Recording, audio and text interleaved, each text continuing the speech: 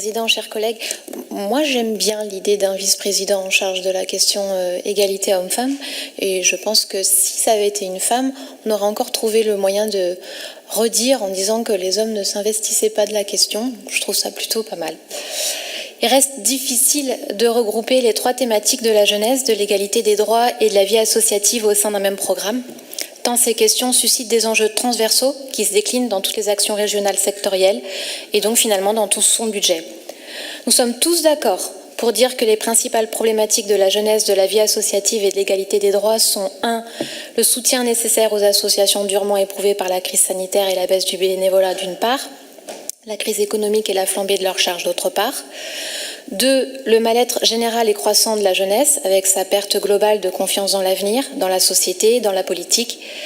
Cette défiance découle du sentiment d'être systématiquement sacrifiés sur les autels des variables sanitaires, écologiques, économiques, leur précarisation dans l'emploi et la baisse drastique de leur niveau de vie. Notre jeunesse a le sentiment de ne plus maîtriser son destin personnel. Ses comportements suicidaires ont augmenté de manière dramatique, en particulier chez les filles, et le suicide est devenu une cause majeure de décès chez les 15-24 ans, mais aussi des 25-34 ans. Sauf erreur de ma part, nous avions évoqué au moment du débat d'orientation budgétaire 3 rapports transversaux, dont un sur la jeunesse. Mais je n'ai trouvé que celui relatif à la politique linguistique, ce qui ne facilite pas la compréhension de la politique régionale sur la jeunesse à ce stade. Et 3, la lutte contre la discrimination, en particulier entre les femmes et les hommes. Et l'on sait que les violences faites aux femmes, au lieu de décroître avec la politique offensive du gouvernement, ont au contraire augmenté sur tout le territoire national en 2022. Si nous sommes d'accord sur ces constats, nous nous opposerons en revanche sur les moyens à mettre en œuvre pour y remédier. 2 700 000 € de crédits de fonctionnement et 200 000 € de crédits d'investissement, c'est finalement très peu pour répondre à tous ces enjeux. Si je résume, les 3 axes de travail de la région sont les suivants. 1. Rendre plus visibles et cohérentes les actions menées par la région pour les Bretons. 2. Compter sur les jeunes pour faire émerger des actions collectives par et pour eux-mêmes.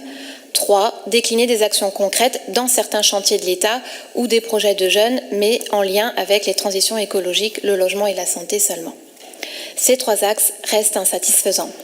Le risque est double, mais vous semblez y être attentif. D'abord, de saupoudrer les sujets avec des actions individuelles et limitées, de manière générale mais moins efficiente.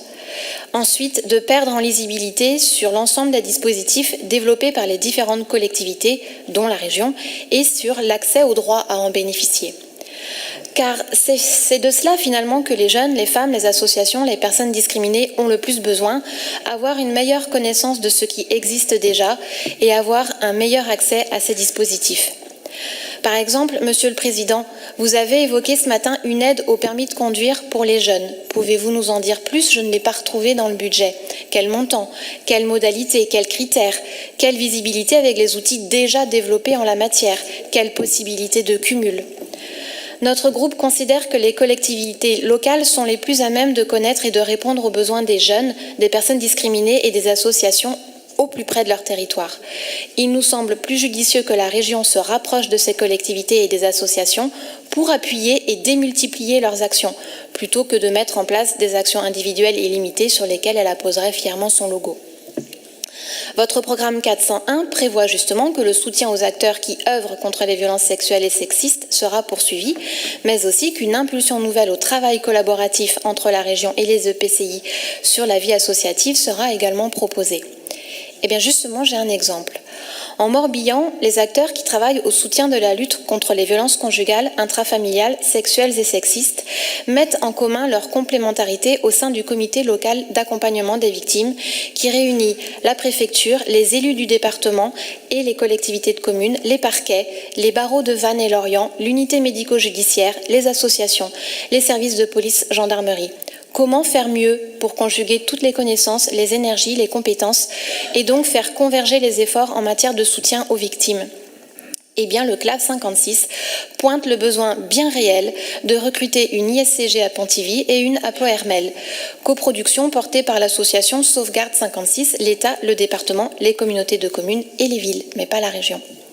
Ces collectivités peinent à augmenter leur financement.